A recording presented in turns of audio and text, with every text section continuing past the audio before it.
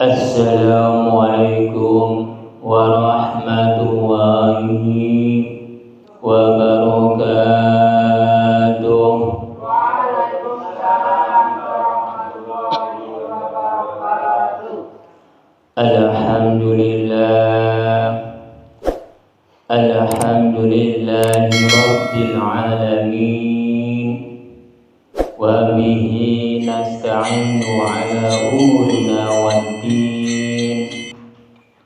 Wassalatu wassalamu asyrafil minal anbiya'i wal mursalin wal awliya'i wasyhada'i wassalihin.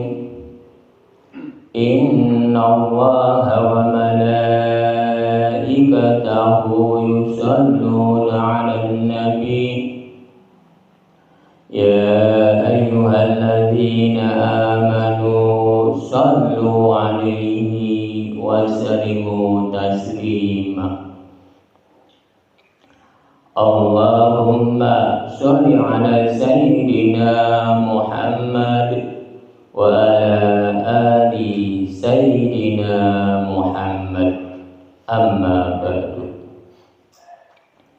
Para bapak dan para ibu dan para saudara-saudara yang saya hormati, para tokoh-tokoh masyarakat yang saya hormati, para alim ulama yang saya hormati, puji syukur alhamdulillah Allah telah melimpahkan rahmat-Nya dan hidayah-Nya kepada kita semua, dikasih kesehatan dan umur panjang sehingga kita bisa berkumpul, bertatap muka atau bermuajahah pada malam hari ini.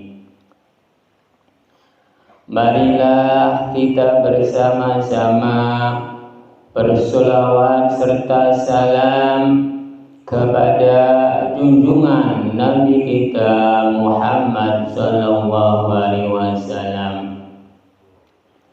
Marilah kita bersama-sama tingkatkan keimanan kita, ketakwaan kita kepada Allah Subhanahu wa ta'ala. Marilah kita bersama-sama pada malam hari ini kita belajar pengaosan.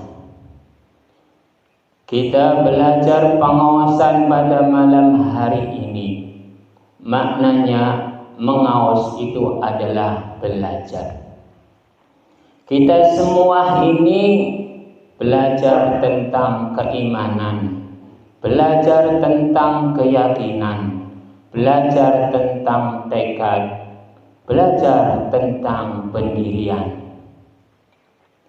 Pada malam hari ini kita semua ini telah diuji oleh Sang Pencipta dengan cuaca yang sangat dingin.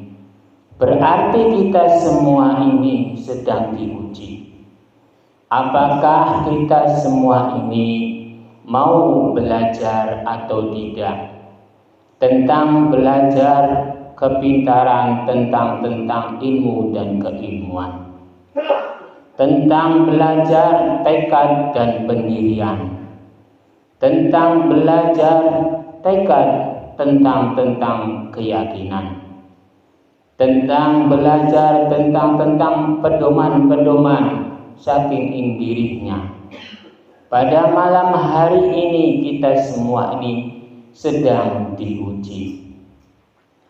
Alhamdulillah para jamaah yang hadir di sini semuanya lulus menjalankan ujiannya karena bisa berangkat pada malam hari ini di dalam pengaosan atau pengajian. Pengaosan itu maknanya bareng-bareng belajar atau sareng-sareng belajar. Kalau ngaji itu ngaji badan, ngaji rasa, ngaji diri. Itulah namanya ngaji. Kalau membaca kitab-kitab itu bukan mengaji, hanya sekedar membaca. Namanya ngaji itu adalah ngaji badan, ngaji rasa, ngaji diri. Karena umat manusia itu yang harus diaji itu adalah dirinya. Yang harus diaji itu badannya. Yang harus diaji itu rasanya. Karena setiap umat manusia itu yang harus diaji itu ketiga-tiganya. Ngaji badan, ngaji rasa, ngaji diri. Bukan ngaji kitab-kitab, bukan ngaji Al-Quran. Al-Quran itu kalau dibaca saja tidak pas. Al-Quran itu harus dikaji, diaji, dibaca, dilakukan. Kalau hanya sedermo membacanya saja berarti tidak pas. Lalu kitab-kitab yang lain, contohnya kitab fikih, kitab Syobel Soheb, atau kitab Ihya Ulumuddin, atau kitab-kitab yang lain, contohnya kitab Muntajanizan, atau kitab Supina, atau Sulam Taufik, atau Al-Ibri, atau Al-Ibris. Semuanya kitab-kitab itu bila tidak dikaji, diaji, dibaca, dilakukan, hanya sekedar dibaca, itu tidak ada gunanya. Kata orang-orang, bila membaca Al-Quran atau membaca kitab-kitab, entar mendapatkan pahala-pahala yang berlipat ganda. Itu kata siapa? Jadi saya mau bertanya terhadap para jamaah, apakah umat manusia itu hanya sekedar membaca-membaca, lalu apakah mendapatkan pahala atau tidak para jamaah? Tidak. Jelas tidaklah.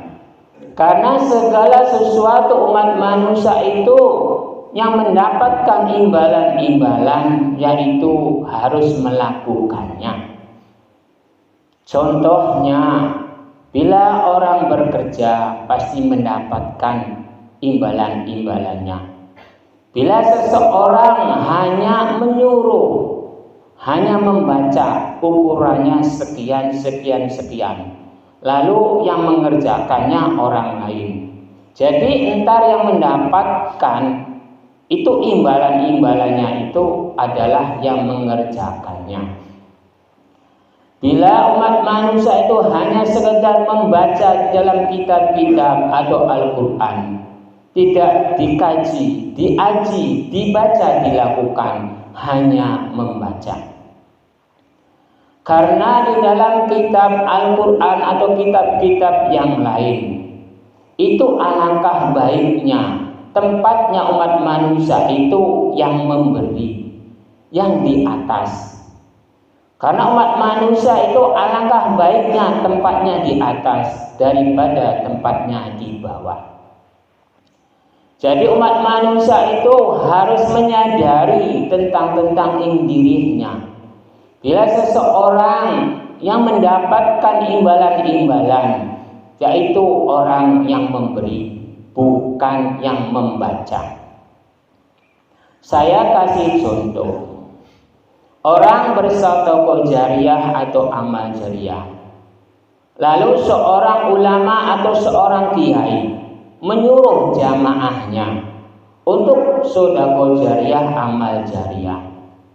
Lalu para jamaahnya itu melakukan yang dianjurkan oleh para alim ulama atau kiai, melakukan sedekah jariah.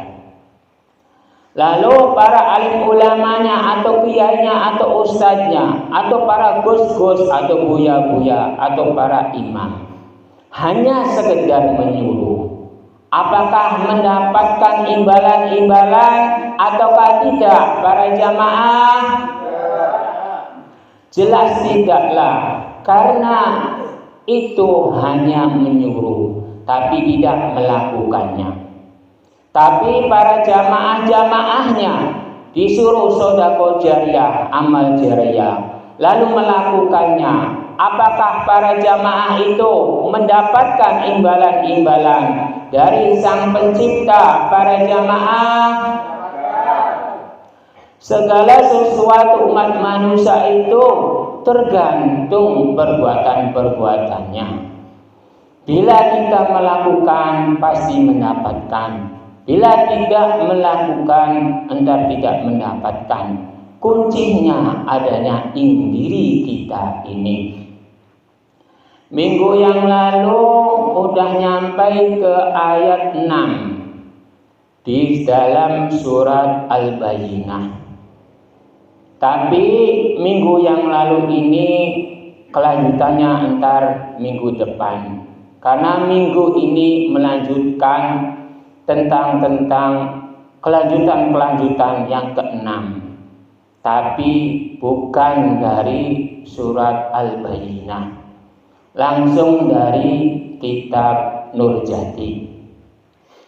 Sekarang ini di dalam kitab Nurjati yaitu menceritakan tentang wassalamu. Kalau di dalam kitab Nurjati, wassalamu itu maknanya lingkungan insatuhune jalan barokah. Itu di dalam kitab Nurjati. Bila di dalam kitab-kitab yang lain saya tidak tahu. Karena penafsiran kitab-kitab lain itu belum tentu sama di dalam kitab Nurjati. Karena nur itu cahaya, jadi itu diri-diri itu umat manusia. Tergantung cahaya jadi dirinya umat manusianya itu. Karena di dalam wawa jabarwa maknanya lingkungan. Segala sesuatu umat manusia itu di dalam lingkungannya yang mengerjakannya. Apakah umat manusia itu mendapatkan di dalam lingkungan yang baik? Entar umat manusia itu baik. Apakah umat manusia itu menjalankannya lingkungan yang buruk? Entar mendapatkan keburukannya. Karena di dalam kitab Nurjati itu tergantung ingkawitannya perbuatan-perbuatan umat manusianya. Entar mendapatkan pembalasan-pembalasannya itu dari perbuatan-perbuatannya. Contohnya yang baru saja dicontohkan, seorang para alim ulama atau kiai atau ustadz atau gus-gus atau buya atau buya-buya atau imam-imam atau habaib menyuruh orang untuk bersedekah jariyah, tapi dia tidak mau melakukannya. Berarti ulama-ulama, kiai-kiai atau ustadz atau gus-gus atau buya-buya atau habaib atau imam, berarti golongan-golongan itu jargoni. Dia mau mengajarkan tapi tidak mau melakukannya, yaitu jargoni. Berarti kiai-kiai yang besar itu hanya bisa mengucap tapi tidak bisa melakukannya. Apakah seperti ulama-ulama yang seperti itu? Apakah bisa jadi contoh para jamaah? Karena umat manusia itu bila yang jadi contoh itu yang bisa dikaji, diaji, dibaca, dilakukan. Kalau yang bisa membacanya seperti Rahman dan Rahim, yang maha pemurah lagi maha penyayang. Bila umat manusia itu mengasihi menyayangi di antara umat manusia dan umat manusia, lalu dia mau melakukan, dia membaca kitabnya, berarti ulama-ulama, kiai-kiai, ustadz-ustadz, gus-gus atau buya-buya atau habaib atau para imam itu wajib buat contoh yang seperti itu. Tapi kalau kiai-kiainya seperti jargoni kiainya, Bisanya mengucap tapi tidak mau melakukan tentang sedekah jariah, amal jariah. Bisanya hanya menyuruh. Itu tidak baik buat dicontohkan. Yang baik bisa dicontohkan itu adalah indirinya yang mau melakukan seperti sedekah jariah, amal jariah, para alim ulamanya itu, atau para kiainya itu, para ustadz atau buya-buya atau gus-gus atau para alim ulama atau habaib. Itu yang bisa mencontohkan itu, yang mau melakukannya, yang baik itu. Kalau yang tidak mau menyontohkan, lalu yang tidak mau berbuat untuk sedekah jariah, amal jariah, itu tidak baik untuk dicontohkan. Karena di dalam wajib maknanya lingkungan umat manusia itu ada dua. Orang awam ada yang bisa melakukan tentang sedekah jariah, amal jariah. Orang awam juga ada yang tidak mau melakukan sedekah jariah, amal jariah. Orang ulama, kiai, ustadz, gus-gus atau buya-buya atau habaib atau para imam, ada yang mau melakukan untuk sedekah jariah, amal jariah. Ada yang tidak mau melakukan sedekah jariah, amal jariah. Jadi yang buat contoh itu yang mau melakukan sedekah jariah, amal jariah. Karena umat manusia itu harus merahmani dan dirahimi yang mengasihi dan menyayangi. Rahman itu yang maha pemurah lagi maha penyayang. Dirahimi itu mengasihi menyayangi. Jadi setiap umat manusia itu bila bisa melakukan rahman dan rahim, mengasihi menyayangi setiap umat manusia, berarti umat manusia itu baik, bagus, benar, mulia ing perjalanannya. Karena umat manusia itu harus mengasihi menyayangi. Saya mengasihi menyayangi terhadap orang lain, berarti mengasihi menyayangi dirinya. Karena imbalan-imbalannya itu bukan dari orang lain. Entar yang mendapatkan itu dirinya imbalannya. Saya mengasihi menyayangi terhadap orang lain, antara saya ini dikasih disayangi itu oleh Sang Pencipta. Karena Sang Pencipta itu sifatnya welas asih. Sifatnya welas asih itu setiap makhluk di dalam dunia ini dikasihi, disayangi semua. Karena Sang Pencipta itu Rahman. Rahman itu merahmani. Gusti Allah itu menciptakan makhluk. Nirwahim itu mengasihi menyayangi. Gusti Allah mengasihi menyayangi setiap makhluk-makhluk yang diciptakannya. Contohnya umat manusia, contohnya satu hewan, contohnya tumbuh-tumbuhan. Bila tumbuh-tumbuhan permohonan-permohonannya itu ingin hidup, bila satu hewan itu permohonan-permohonannya itu sekedar makan. Tapi kalau umat manusia itu permohonan-permohonannya itu tidak terhitung. Tidak ada yang tahu seberapa banyaknya permohonan-permohonan umat manusia. Yang tahu itu adalah Sang Pencipta. Tidak ada yang lain permohonan-permohonan umat manusia itu. Lalu Gusti Allah itu menciptakan makhluk-makhluk namanya manusia itu di dalam sin mati, yaitu ing satuhune. Gusti Allah gawe ing satuhune. Gusti Allah gawe ing satuhune itu umat manusia di dalam sin besar. Karena sin kecil itu maknanya ing satuhune, sin besar maknanya ingsun. Jadi Gusti Allah gawe ing satuhune ingsun itu umat manusia. Jadi kita ini harus meminta permohonan-permohonan apapun itu terhadap Sang Pencipta. Karena Gusti Allah sudah menciptakan di dalam mawajah maknanya lingkungan. Segala sesuatu permohonan-permohonan umat manusia itu adanya di lingkungan Sang Pencipta. Karena Sang Pencipta itu telah menyukupi semua permohonan-permohonan apapun terhadap umat manusia di dalam lingkungan permohonan umat manusia itu.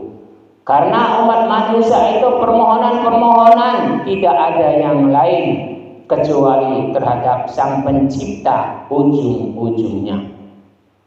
Karena umat manusia itu ujung-ujungnya terhadap Sang Pencipta permohonan-permohonannya. Karena di dalam kapasekum maknanya ujung. Ujung-ujung umat manusianya itu permohonan-permohonannya itu terhadap Sang Pencipta. Tidak ada yang lain. Sin mati itu ing satu hune, lalu dilanjutkan dengan sin besar ingsun.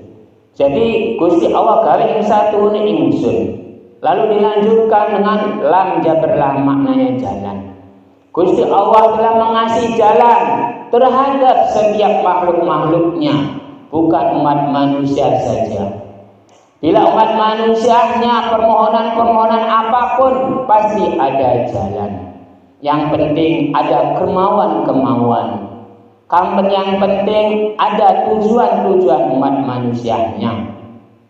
Karena segala sesuatu umat manusia itu pasti dikasih jalan oleh Sang Pencipta. Pasti ada tujuan-tujuannya. Umat manusia bila ingin sukses itu harus la'alakum tattaqun. Ing perjalanan tujuan ingsun tatakun kalau takun saking Gusti Allah. Jadi segala sesuatu itu butuh ketekunan-ketekunan. Segala sesuatu itu tidak ada yang instan. Sang Pencipta saja menciptakan makhluk itu bertahap, tidak langsung jadi. Apalagi kita umat manusia itu tidak ada yang instan. Sang Pencipta pun itu bertahap. Jadi bila jalannya yang mengikuti Sang Pencipta itu pasti bertahap. Bila mengikuti jalan yang lain itu tidak tahu apakah langsung jadi, apakah tidak. Itu tergantung takdirnya, itu tergantung kodratnya. Bila umat manusia itu sudah ditakdirkan dan kodratkannya bahwa umat manusia itu sukses, pasti sukses. Bila umat manusianya sudah ditakdirkan dikodratkannya tidak sukses, pasti tidak sukses. Itu tergantung takdir dan kodratnya umat manusia itu. Tergantung Sang Penciptanya, tergantung nasib dan takdirnya. Bila umat manusia mendapatkan takdir dan nasib, takdir itu saya sudah mengerjakan. Seperti saya ini tukang penjualan, saya ini jualan kerai. Itu tergantung takdirnya Sang Pencipta, itu tergantung nasibnya. Bila nasib saya ini baik, entar mendapatkan rezeki. Bila nasibnya kurang baik, berarti tidak mendapatkan rezeki. Itu tentang rezeki itu tidak ada waktu-waktunya. Semuanya dipasrahkan saja terhadap Sang Pencipta. Waktu-waktunya kapan? Bila waktu ini tidak mendapatkan, entar besok. Entar besok tidak mendapatkan, entar besok lagi. Entar besok tidak mendapatkan, entar besok lagi. Tapi Sang Pencipta itu menguji kesabaran umat manusianya itu. Karena umat manusia itu sabar enggak menunggu waktu-waktu. Bila umat manusia tidak bisa menunggu waktu-waktu, berarti umat manusianya itu putus asa. Karena segala sesuatu umat manusia itu ada waktu-waktunya. Bila waktunya mendapatkan, entar mendapatkan. Bila tidak mendapatkan, tidak mendapatkan. Karena dimanapun bila umat manusia mendapatkan rezeki-rezeki, pasti tidak akan mendapatkan salah sasaran Sang Pencipta itu. Pasti yang dituju si A, pasti si A yang mendapatkan, bukan si B. Jadi Sang Pencipta itu tentang rezeki itu ada waktu-waktunya, ada penentuannya kapanpun. Semuanya itu ada waktu-waktunya. Jadi Sang Pencipta itu mengasih jalan di dalam lam jaberlah. Umat manusia itu pasti ada jalannya. Dilanjutkan dengan mimpas semu, maknanya barokah. Setiap umat manusia itu pasti dikasih jalan barokah itu. Semuanya dipasrahkan terhadap umat manusia. Apakah memilihnya jalan barokah, apakah tidak? Semuanya itu tergantung umat manusianya. Bila ingin mendapatkan barokah, berbuatlah si waktu siang atau sore atau malam, permohonan itu. Bila kita berdagang itu permohonannya yang tekun, karena di dalam kitab Nurjati, yaitu la'alakum tattaqun, ing perjalanan tujuan isun tattaqun, kalau tekun saking Gusti Allah. Bila saya menekuni permohonan saking Gusti Allah, mudah-mudahan rezekinya itu dilancarkan, mudah-mudahan rezekinya itu didekatkan, mudah-mudahan rezekinya itu dihijabai. Karena di dalam kitab Nurjati,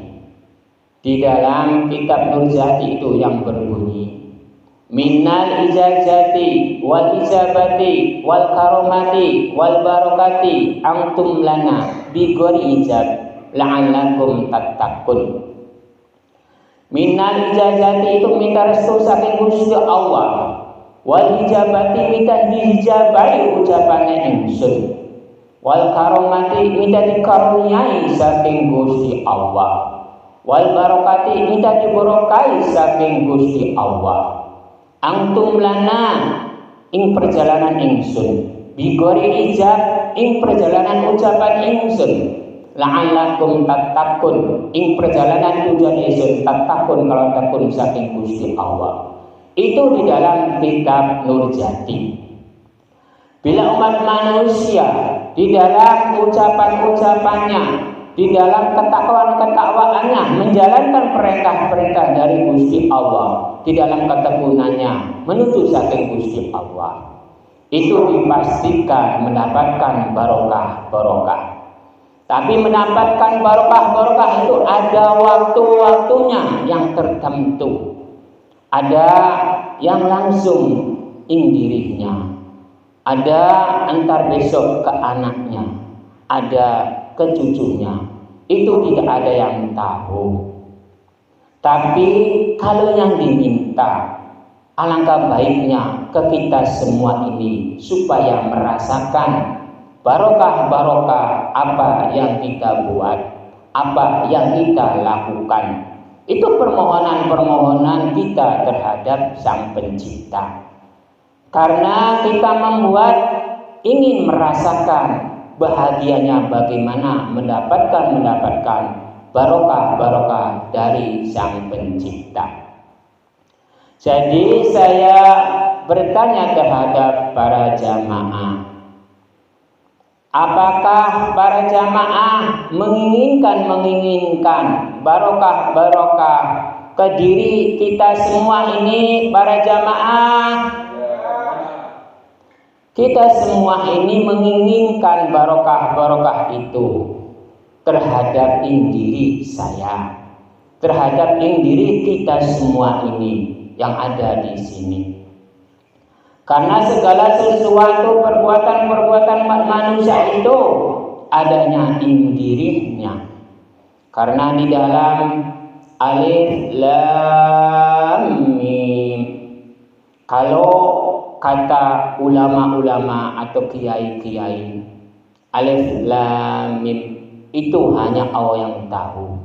Tapi kalau di kitab Nurjati ada maknanya. Alif lam mim. Alif itu ing satune Gusti Allah kang manunggalkan siji kang wajib disembah oleh seluruh makhluk-makhluknya, oleh seluruh cipta-ciptaannya yang ada di dalam dunia dan alam semesta.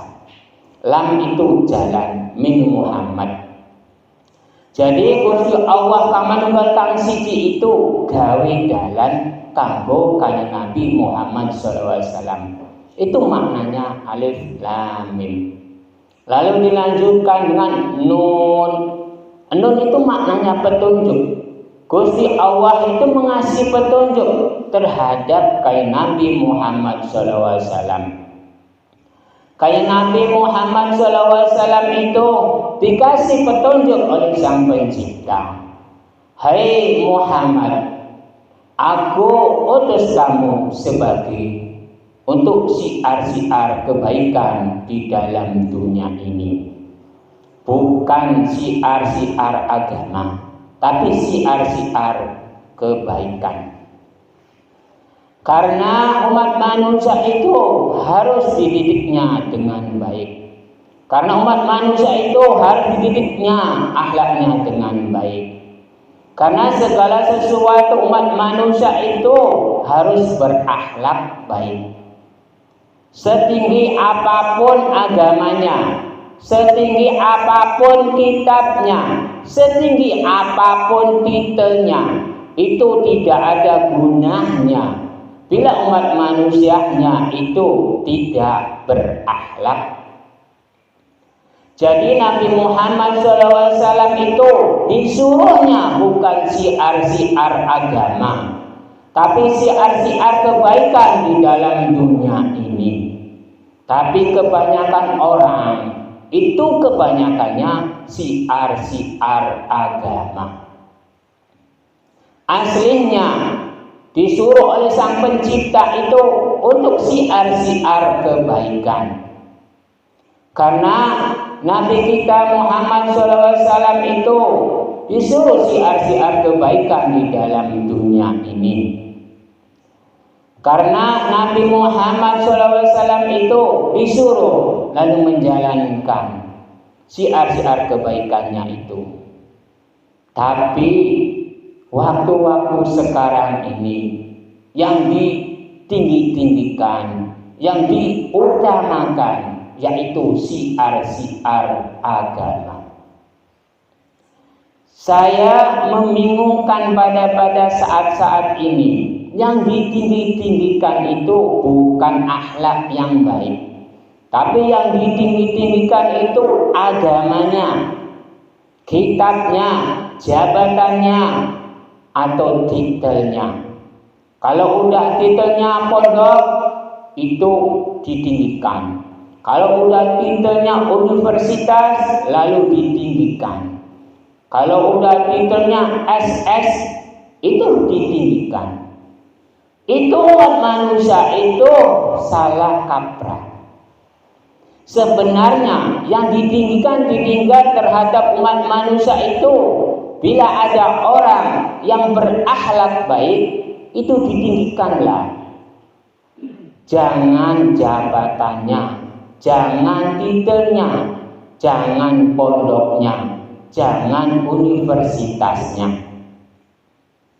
Karena pondokan-pondokan, universitas-universitas, atau jabatan-jabatan, atau yang lain-lainnya, titel-titel itu, bila tidak berakhlak, apakah baik, apakah tidak para jamaah? Jelas tidaklah. Karena umat manusia itu harus berakhlak baik. Bila umat manusia mensyiarkan agama-agama atau mensyiarkan kebaikan, jadi saya mau bertanya terhadap para jamaah, baik mana syiar-syiar agama dan syiar-syiar kebaikan? Tentu saja syiar-syiar kebaikan yang diutamakannya. Karena siar-siar kebaikan itu langsung dari Sang Pencipta. Sang Pencipta itu menyuruh makhluk namanya manusia itu disuruh baik. Sang Pencipta itu menyuruh umat manusia itu disuruh baik.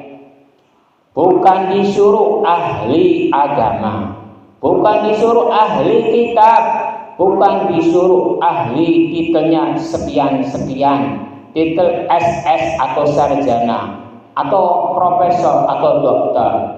Itu tidak disuruh oleh Sang Pencipta. Disuruhnya umat manusia di dalam dunia ini, disuruhnya baik, berakhlak baik.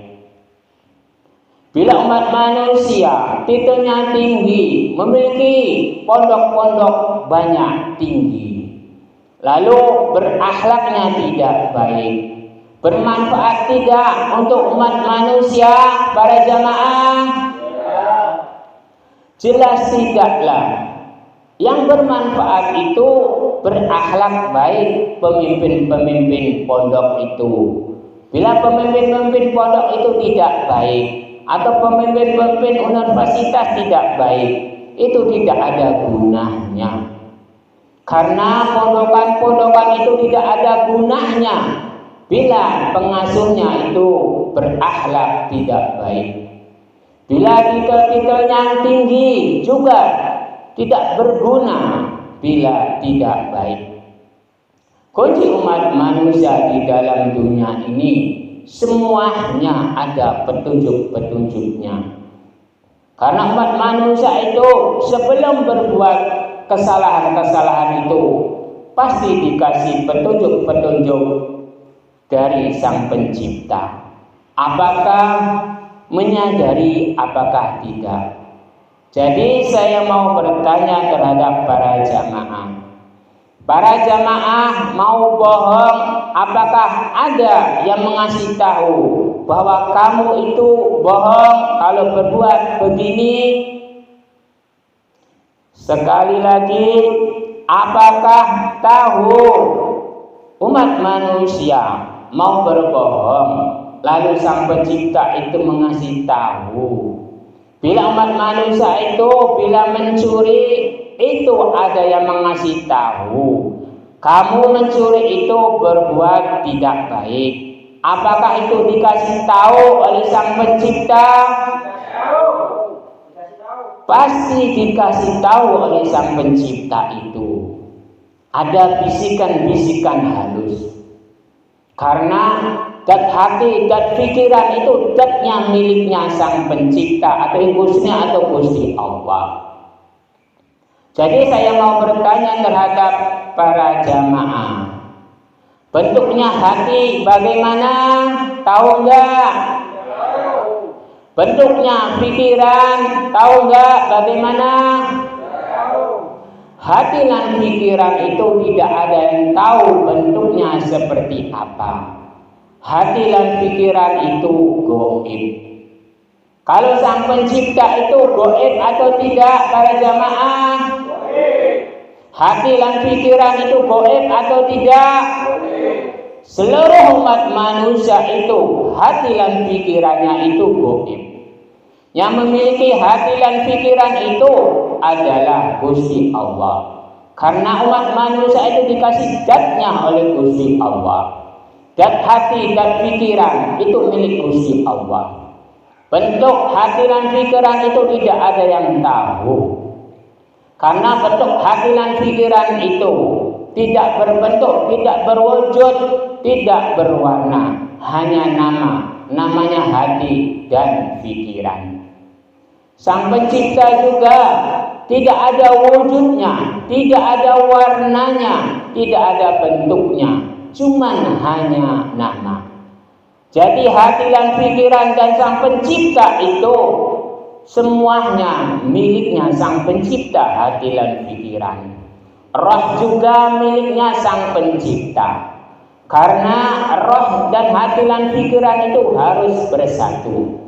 Bila rohnya dipegang oleh Sang Pencipta, antar umat manusia itu mati.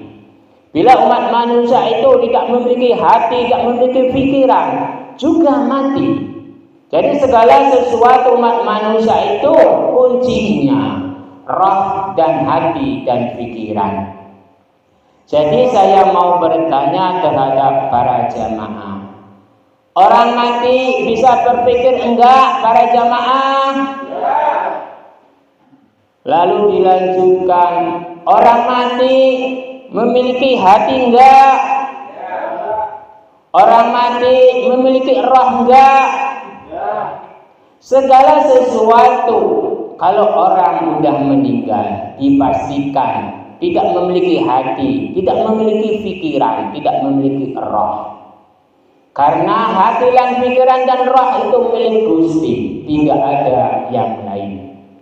Jadi kita semua ini harus berhati-hati di dalam dunia ini. Karena perjalanan umat manusia itu panjang. Tidak ada yang tahu seberapa panjangnya. Karena yang baru dibuka itu di dalam lingkaran wujud. Yang pertama kali kehidupan umat manusia itu adanya di lingkaran wujud alam rahim. Umat manusia itu hidup itu yang pertama kalinya itu adalah di dalam lingkaran wujud alam rahim, bukan alam dunia yang pertama kalinya.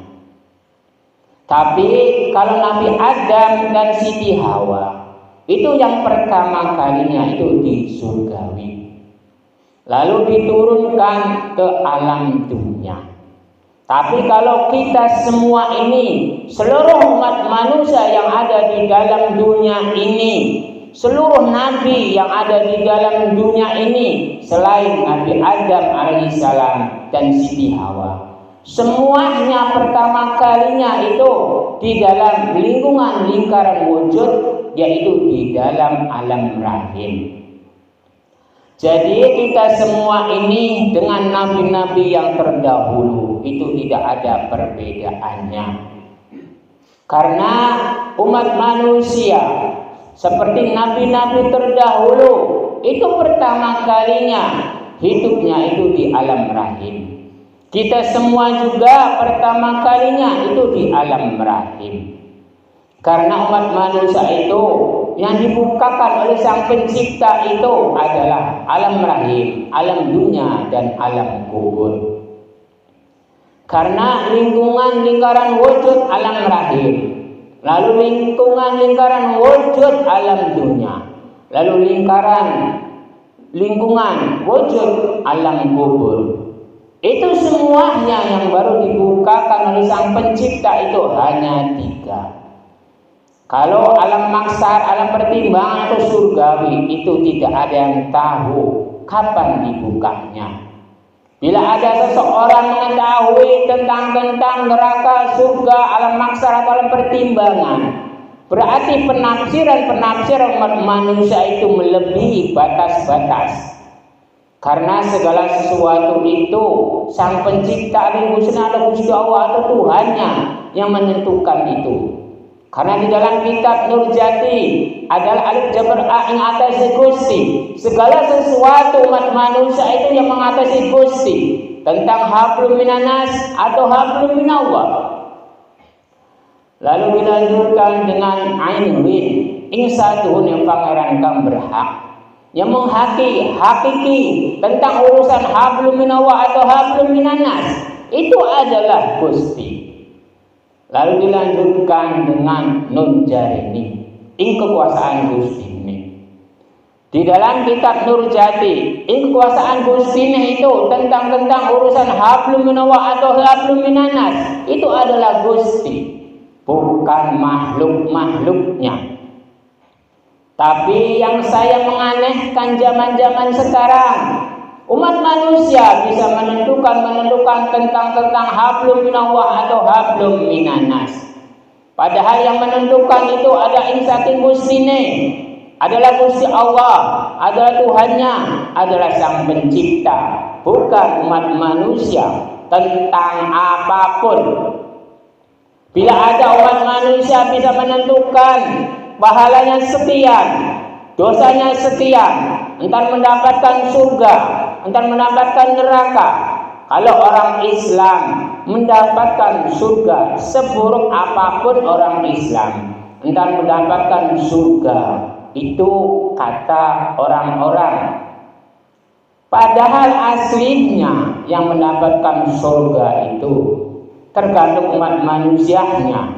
Bila umat manusianya iman, takwa, tawakal, pasti mendapatkan tentang surga.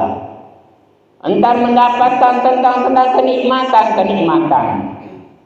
Cuman yang menganehkan lagi saya ini, karena banyak orang bila selain Islam itu entar kekal di neraka.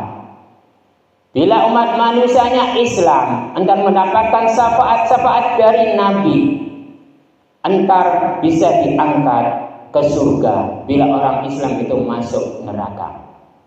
Selain Islam itu neraka semua, kekal semua. Selain umatnya kayak Nabi Muhammad SAW, itu banyak yang menyatakan seperti itu.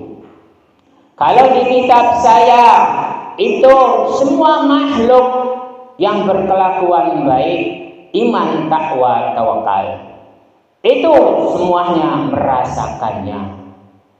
Karena iman, takwa, tawakal itu, iman itu meyakini bahwa ada Sang Pencipta di dalam dunia ini. Takwa itu menjalankan perintah-perintah Sang Pencipta. Tawakal itu perjalanan ketekunan-ketekunannya. Bila umat manusia menjalankan ketekunan, kebaikan-kebaikannya, meyakini bahwa ada Sang Pencipta di dalam dunia ini, apakah mendapatkan baik, apakah mendapatkan buruk? Para jamaah, bila seseorang menjalankan iman, takwa, tawakal di dalam dunia ini, menjalankan kebaikan-kebaikan, apakah orang ini baik? Yang saya membingungkan seperti itu, karena kebanyakan orang seperti alim ulama, kiai, ustaz, ada kus-kus, ada buya-buya, atau imam, atau habaib, semuanya menyatakan bila selain Islam tidak baik semua. Selain Islam entar masuk neraka semua, dikekalkan di sana. Karena dia bilang orang musyrik, orang kafir, orang ahli kitab, semuanya dikekalkan di neraka. Yang saya membingungkan seperti itu. Apakah Al-Qur'annya udah ke sana para jamaah? Apakah yang memaknani atau yang mengucap udah ke sana? Para alim ulama, kiai, ustaz, sampai titelnya Nabi pun belum ada yang ke sana. Apakah ke surga, apakah ke neraka? Itu belum ada. Yang ada itu ke surga. Cuman kayak Nabi Adam alaihissalam dan Siti Hawa. Selain itu belum ada yang pernah ke surga atau ke neraka. Cuman yang saya membingungkan itu golongan-golongan para alim ulama, kiai, ustaz, atau habaib, atau imam-imam. Semuanya udah berani menyatakan bahwa selain Islam itu neraka semua, dikekalkan semua. Jadi saya mau bertanya terhadap para jamaah, orang Islam ada yang salah enggak? Orang biasa ada yang salah enggak? Orang kiai ada yang salah enggak? Para alim ulama ada yang salah enggak? Orang ustaz ada yang salah enggak? Orang buya-buya atau kus-kus ada yang salah enggak? Orang habaib atau imam-imam ada yang salah enggak? Para nabi itu penentuan apakah di neraka, apakah di surga? Penentuan para nabi itu belum tentu apakah di neraka, apakah di surga. Itu tidak ada yang tahu. Seluruh umat manusia di dalam dunia ini tidak ada yang tahu tentang surga dan neraka. Kalau dia bilang kata kitab, karena kitabnya itu buatan siapa? Kalau kata kitab, kitabnya apa? Kalau dia bilang di dalam kitab Al-Quran, iya Al-Quran itu dari Sang Pencipta, tapi belum ada sandangan-sandangannya, masih blojodan, masih gundul. Karena Al-Quran itu yang menyandangi atau yang mengabsahi atau yang mengharokati itu adalah para sahabat-sahabat dan nabi-nabi. Bila kata Quran, bila Gusti Allah atau Sang Pencipta menentukan bahwa orang Islam saja yang mendapatkan surga, bila Nabi Muhammad saja yang mendapatkan surga.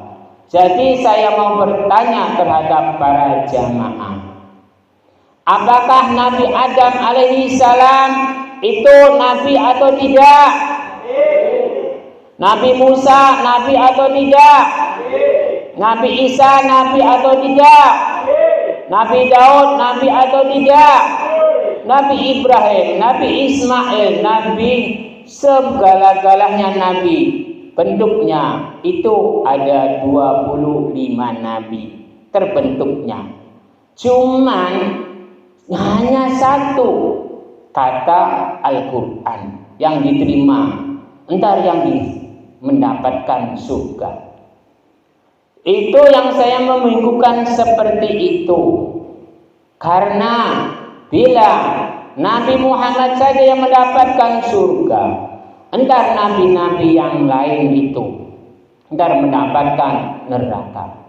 Jadi saya mau bertanya terhadap para jemaah, Nabi Muhammad utusan tidak? Nabi-nabi yang lain utusan tidak? Seperti Nabi Daud, Nabi Isa, Nabi Musa, itu utusan tidak? Semuanya utusan-utusan Sang Pencipta. Tapi kok yang mendapatkan itu surga itu hanya Nabi Muhammad. Itu yang saya membingungkan. Bila Al-Quran itu maknanya seperti itu, berarti Allah itu tidak Rahman dan Rahim. Allah itu tidak adil. Allah itu tidak mulia. Allah itu tidak yang maha besar. Allah itu tidak yang maha segala-galanya. Allah itu tidak maha welas asih. Karena Allah itu ada Sang Pencipta, ada Gustine atau Tuhannya. Itu sifat yang paling tertinggi itu adalah welas asih, yang mengasihi dan menyayangi. Bila yang ditentukan itu hanya golongan-golongan Islam saja. Itu kalau di dalam kitab Nurjati itu salah besar. Saya bilang langsung menyalahkan salah besar.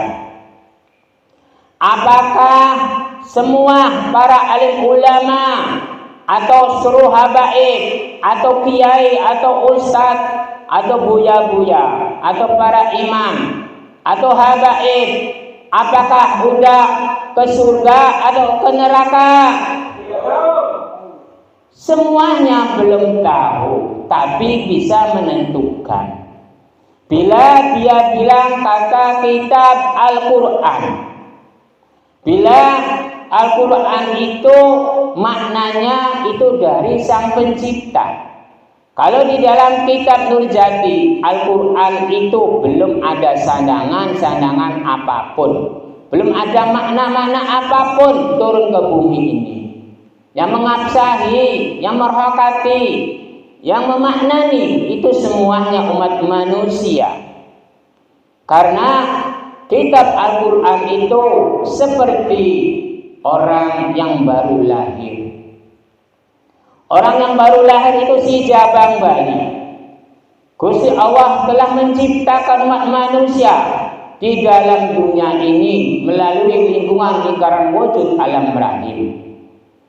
Berhari-hari, berminggu-minggu, berbulan-bulan Gusti Allah menciptakan makhluk namanya si jabang bayi. Itu di dalam kitab Pancerung Urip menceritakan tentang itu.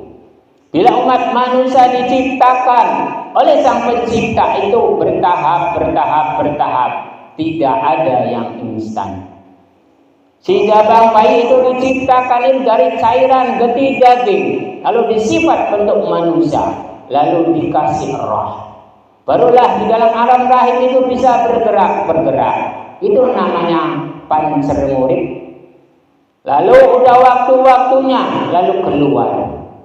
Lalu namanya Pancorip sejati urip bila udah keluar alam rahim. Jadi Al-Quran itu seperti itu turun ke bumi ini. Jadi saya mau bertanya terhadap para jamaah. Gusti Allah telah menciptakan makhluk namanya manusia. Rahman itu merahmani yang membuat untuk makhluk. Rahim itu memang ngasih menyayangi. Gusti Allah mengasih menyayangi terhadap si jabang bayi itu. Dikasih napas, dikasih penglihatan, dikasih penciuman, dikasih pendengaran, dan dikasih buang air besar dan air kecil. Itu dikasih, disayangi. Lalu kelanjutannya itu, apakah Gusti Allah, apakah kedua orang tuanya yang mengurusi jabang bayi? Al-Quran juga turun ke bumi itu blojodan, gundul. Lalu yang mengabsahi, lalu yang mengharokati, yang menyanjangi itu adalah para sahabat, orang-orang pilihan dengan Kanjeng Nabi. Jangan bilang Al-Quran itu maknanya dari Gusti Allah. Aslinya Al-Quran itu maknanya itu dari umat manusia. Bila langsung ada maknanya, langsung ada sandangannya di dalam Al-Quran itu, entar umat manusia itu tidak bisa bilang mengharokati, memaknani, atau nahu sorofi, atau ngaji alat. Itu tidak bisa mungkin berbicara tentang itu, karena Al-Qur'annya udah komplit, udah ada sandangannya, udah ada harokatnya, udah ada maknanya. Umat manusianya entar bilang apa kalau udah ada sandangan, makna, harokat, huruf? Kan tidak bisa bilang apa-apa. Tapi kalau masih blojodan, masih gundul, umat manusia itu bisa bilang ada harokatnya, ada sandangannya, ada maknanya. Itu harus dikasih. Karena umat manusia itu bila tahu tentang ngabsahi, harokat, atau memaknani, itu berarti dari umat manusia makna-makna itu. Sandangan-sandangan itu, harokat-harokat itu bukan dari Gusti Allah. Kalau langsung dari Gusti Allah, sandangan, huruf, makna, apakah umat manusia itu bisa menentukan harokatnya begini, sandangan begini, maknanya begini, para jamaah? Jelas tidaklah. Karena segala sesuatu itu semuanya dipasrahkan. Gusti Allah menurunkan Al-Quran lalu dipasrahkan terhadap Kanjeng Nabi. Lalu Kanjeng Nabi berunding terhadap para sahabat yang dituju, yang dipilih. Yang mengamsai, yang memaknani itu adalah para sahabat-sahabat yang pilihan-pilihan dari Kanjeng Nabi. Saya mempertegaskan Al-Quran turun ke bumi ini masih gundul. Belum ada maknanya, belum ada sandangannya, belum ada bacaan-bacaannya seperti Alhamdulillah atau Qul a'udzu binnas atau Al-Ikhlas, itu belum ada. Hanya huruf-huruf seperti itu. Ya seperti saya di dalam huruf-huruf hijaiyah. Kalau alif ya alif, kalau ha ya ha, kalau kho ya kho, kalau ha ya ha. Seperti itu masih gundul, belum ada mati, belum ada tasjid, belum ada harokat sekian-sekian, belum ada. Itu yang mengasih tahu itu umat manusia. Yang menyandangi harakatnya makna itu umat manusia, bukan Allah, bukan Tuhannya, bukan Sang Pencipta, bukan Ingustine. Cukup sekian saja pengausan pada malam hari ini. Mudah-mudahan ada barokahnya, ada faedahnya. Bila ada yang mau bertanya, saya kasih waktu.